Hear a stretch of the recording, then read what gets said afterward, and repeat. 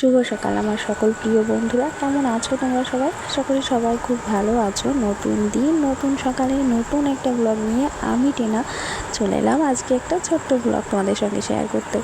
তো আজকে হচ্ছে দিনটা তোমার শুক্রবার। তো সকালবেলা আজকে আর আশিপাশি কাজ তোমাদের সঙ্গে শেয়ার করলাম না, স্নান সেরে একবারে ছাদে জামা প্যান্ট মেলতেই শুরু করলাম দিনটা, মানে ব্লগটা। দিন তো সকাল মানে শুরু হয়ে যায় সেই ভোরবেলা থেকে। তো যাই হোক, এদিকে নিচেই চলে এসেছি, মাথায় আজকে শ্যাম্পু করেছি। অ্যাকচুয়ালি এই যে ভাদ্র মাস পড়ার পর থেকেই এত প্রচণ্ড গরম দিচ্ছে কি বলবো। দুদিন অন্তর অন্তর তো শ্যাম্পু করতেই হয়, মানে যেটা করে থাকি। তবে কেন জানি না একদিন অন্তর অন্তর মনে হচ্ছে যেন শ্যাম্পু করতে পারলে মাথাটা একটু হালকা লাগে এই গরমের মধ্যে। তো যাই হোক, ঘরে এসেই জানলাটা খুলতে গিয়েও আবার বন্ধ করে দিলাম, কারণ মেয়ে আমার এখনও ঘুমোচ্ছে আর ওর চোখের উপর একেবারে রোদের যে তাপটা সেটা পড়ছে। তো চুলটা তো শুকাতে পারিনি, তো সেই ভেজা চুল প্রচণ্ড ভেজা রয়েছে, আর সেই কারণে আবার একটা শুকনো ওড়না মাথায় পেঁচিয়ে নিলাম। তারপরে জানো তো অনেকটা সময় পার হয়ে গেছে, এর মাঝখানে আমরা চা খেয়েছি, আমার মিঠি সোনাকে উঠিয়ে রেডি করিয়ে এই যে এখন এলাম রান্নাঘরে।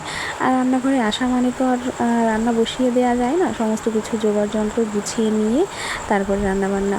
তো ওদিকে ভাতও হয়ে গেছে, আর তার সঙ্গে নিরামিষ তরকারিটাও নামিয়ে নিয়েছি। আজকে আর ডাল রান্না করিনি।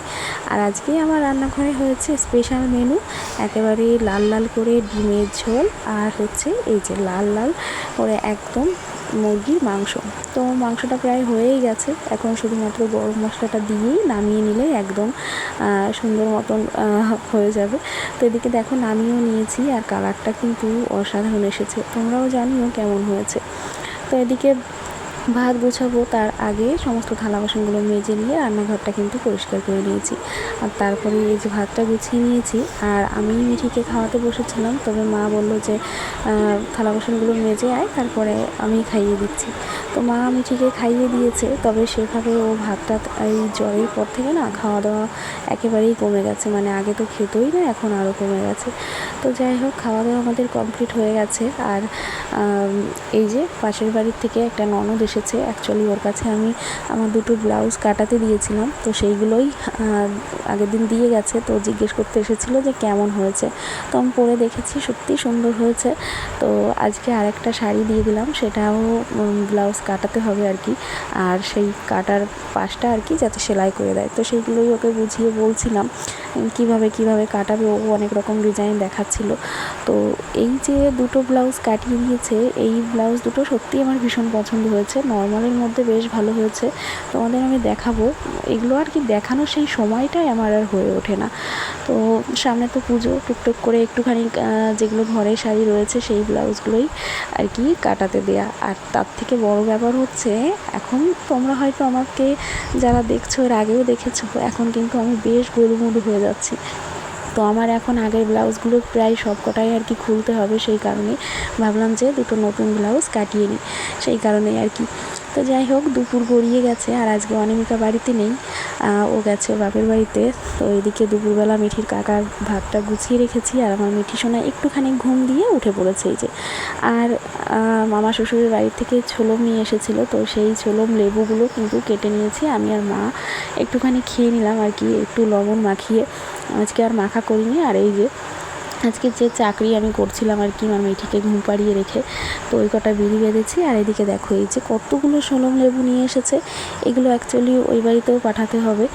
আর এদিকে আজকে দেখো আকাশটা বেশ কিন্তু মেঘলা মেঘলা ছিল, কিন্তু রোদের তাপটা না থাকলেও না ভীষণ গরম পড়েছিল।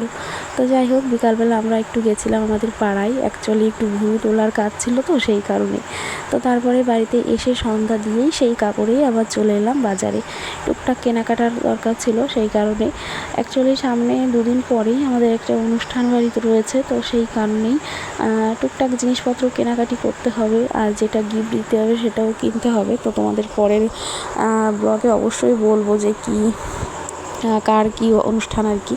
তো যাই হোক, জামা প্যান্টের দোকানে এসেছি, কিন্তু আমাদের কিছুই আর কি পছন্দ হচ্ছিল না। তবে একটা জামা সেট শেষে পছন্দ হলো, তো সেটা নেওয়া হয়েছে। আর একটু স্বর্ণকারের দোকানে কাজ ছিল, তো সেদিকে গিয়ে দেখি আজকে যেহেতু শুক্রবার ছিল, তো বাজারঘাট তাড়াতাড়ি বন্ধ হয়ে গেছে, তো দোকানটা বন্ধ হয়ে গেছে। আমাদের পরের দিন আবার আসতে হবে, কারণ সেইখানেই আর কি বিশেষ দরকারটা। তো যাই হোক, অনলাইনের দোকানেও কিছুটা কাজ ছিল, সেটাও করে নিলাম। মায়ের আধার কার্ড টার্ড সমস্ত কিছু ঠিকঠাক করার ছিল। তো সেখান থেকে আসার পর এই যে দেখো, অনিমিকা এক জোড়া চপ্পল কিনলো আর কি, মোটামুটি বাজারঘাটে আসার জন্য। তো বেশ সুন্দর হয়েছে চটিটা। আর এই হচ্ছে আমাদের বাজারের জুতোর বাজার আর কি। বেশ এক জায়গায় অনেকগুলো দোকান, এখান থেকে এসে আর কি এক দোকান থেকে পছন্দ হয়েই যায়, জুতো নেওয়া হয়। তো মোটামুটি আর কি জুতো কিনে নেওয়া হয়েছে। আর এখন যাব হচ্ছে আমরা আরেকটু যেটা বিশেষ দরকারের কাজ, মানে মেয়েদের বাজারে আসলে যে দোকানে না গেলেই নয়, এই যে কসমেটিকের দোকান। তো এখানে অবশ্য বেশ অনেক রকমের জিনিস কেনা হয়েছে। তো আজকে ব্লগটা আর বেশি বড় করতে পারিনি। তারপরে তো কেনাকাটি শেষ করে বাড়ি চলে এসেছিলাম, আর রান্নাবান্না তো ছিলই। তো এইভাবেই দিনটা শেষ করলাম একদম ছোট্ট ব্লগের মাধ্যমে। তো কেমন লাগলো আজকের এই ছোট্ট ব্লগটা অবশ্যই কমেন্ট করে জানিও। তো আজকের মতন টাটা, সবাই ভালো থেকো, সুস্থ থেকো, আর অবশ্যই আমার ভিডিওর অপেক্ষায় থেকো। জানি ঠিকঠাক ভিডিও দিতে পারছি না, তবে যতটুকু করছি তোমাদের সঙ্গে অবশ্যই সেটা শেয়ার করছি। তো আজকের মতন টাটা, বাই।